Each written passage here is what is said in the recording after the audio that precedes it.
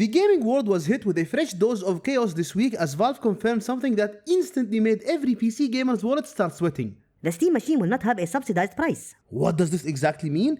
This thing isn't trying to compete with consoles by being cheap. It's marching straight into the market dressed as a premium PC and fully expecting everyone to nod politely. Valve's goal here isn't to be affordable, it's to deliver a machine strong enough to stare modern AAA games in the face and say, Run! And honestly, that's relatable. I mean guys, hardware prices are skyrocketing, RAM costs are exploding thanks to freaking AI companies hoarding memory like dragons on treasure piles. Ooh, and don't get me started on GPUs. They haven't been affordable since the last stable timeline that we no longer live in. So, Valve's message is clear. If gamers want power, they're going to have to pay PC level prices. Now, whether that gamble works or not, that's where things get interesting.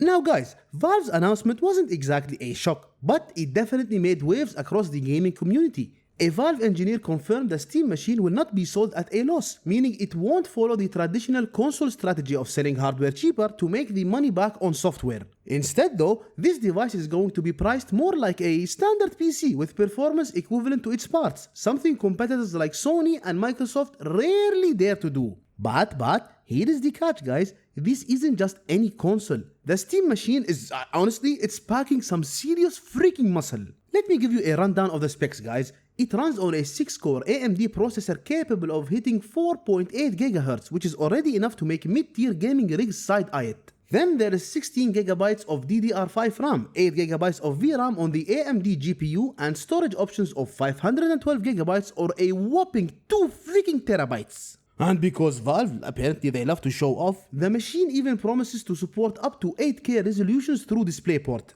Yep, you heard that right guys, 8K. Now is anybody asking for 8K? No one. Will people brag about it anyway? Abso-freaking-lutely. But the real selling point guys isn't just raw power, it's flexibility. Now Valve is designing the Steam machine to allow customization, including the ability to install other operating systems. You want Windows? Go ahead. You want Linux? Already there. Want to run something cursed just for fun? Valve won't freaking stop you. With these specs, the Steam machine isn't trying to sit with consoles guys, it's trying to sit with PC gaming rigs that cost anywhere from $1,200 up to $2,000. And with those specs guys, running high-end titles like Cyberpunk 2077 or Starfield or Alan Wake 2, Baldur's Gate 3 or any ray tracing heavy monster shouldn't just be doable. It should be smooth, stable and honestly impressive. Then you've got games that typically push hardware. Horizon Forbidden West, Doom Eternal at max freaking settings, Elden Ring with high resolution texture packs. These are basically the type of titles this thing is being built for.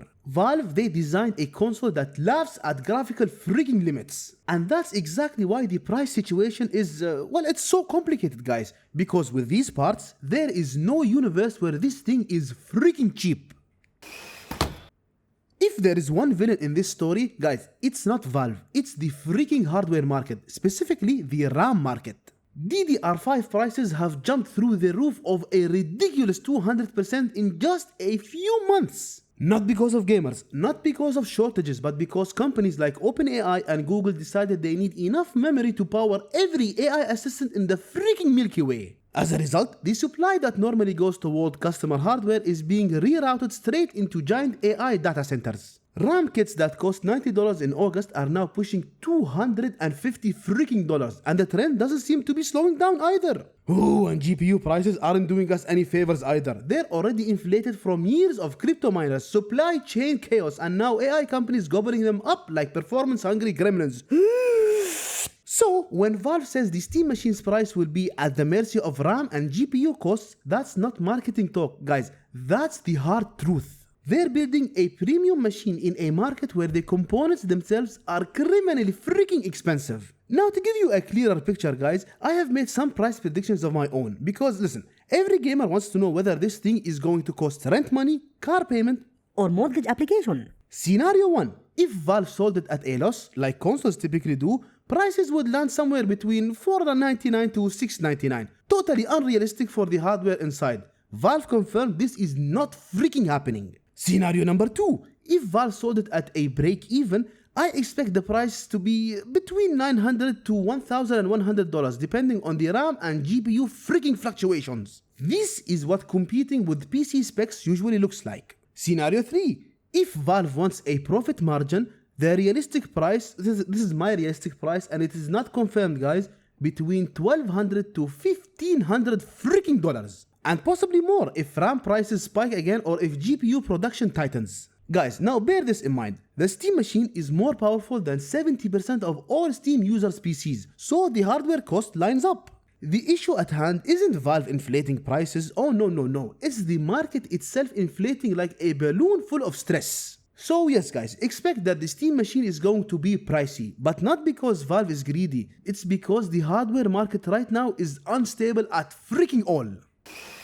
If Valve pulls this off and the Steam machine succeeds despite its premium pricing, the gaming industry could be facing a new era of normal. And by normal, I mean console prices that make your bank account scream freaking internally. We're already seeing hints of this shift, guys. Xbox is rumored to be considering another price hike, and PlayStation has already raised console prices in multiple regions. If the idea of selling hardware above $600 becomes acceptable, then Sony and Microsoft will look at Valve and say, oh cool, so we can stop pretending consoles cost $499 forever? Because here is the cold truth, guys. Modern components are expensive, and the idea of console manufacturers eating the cost is becoming less and less viable. If the Steam machine launches at $1,200 or $1,500 and sells well, the industry will take notes. Suddenly, $800 to $900 consoles won't feel so outrageous, and if that happens, PlayStation 6 and next-gen Xbox might make the PS5 price hike look like a gentle suggestion instead of a freaking warning shot. But, and guys, this is important, Valve isn't doing this recklessly. Their reasoning makes sense. They want a machine that performs like a high-end PC without compromising the parts, the build quality, or the long-term viability. They're aiming for value, not cheapness. It's like this, guys. It's like them saying, look, we can't give you a Ferrari for Honda prices, but we can give you a Ferrari at the lowest Ferrari price. And honestly, to some degree, that's respectable, guys. But still, there is a comedic side to this. Us gamers are notoriously sensitive to price. Raise a console by $50 and social media becomes a battlefield. Now imagine announcing a Steam machine that might cost over $1,000 freaking dollars, and suddenly you can hear the sound of wallets shriveling. But unfortunately, whether we like it or not, the direction is clear. Hardware is getting more expensive, and the Steam machine might be the first major device to openly embrace that freaking stupid reality. The Steam machine isn't shaping up to be the affordable console-like devices some hoped for. It's shaping up to be a premium high-powered PC alternative that refuses to hide its price behind subsidies. With RAM and GPU costs skyrocketing due to AI demand, Valve's transparency is surprising but refreshing. They're not pretending the hardware market is fine. They're acknowledging it and building a system that stands on its performance, not its price tag. This decision alone could reshape expectations for next-gen consoles and PC hybrids alike. If the Steam machine somehow succeeds at a high price, other companies may follow. But if it struggles, Valve still earns respect for aiming high rather than cutting corners. Either way, the Steam machine marks a turning point, a bold step toward powerful open systems that prioritize performance over tradition. But hey, those are just my predictions. What do you guys think? Will the Steam machine reshape the gaming console market perspective on prices, or will gamers find a way to drop them the middle finger and continue their comfortable $599 console prices? Drop your thoughts down below.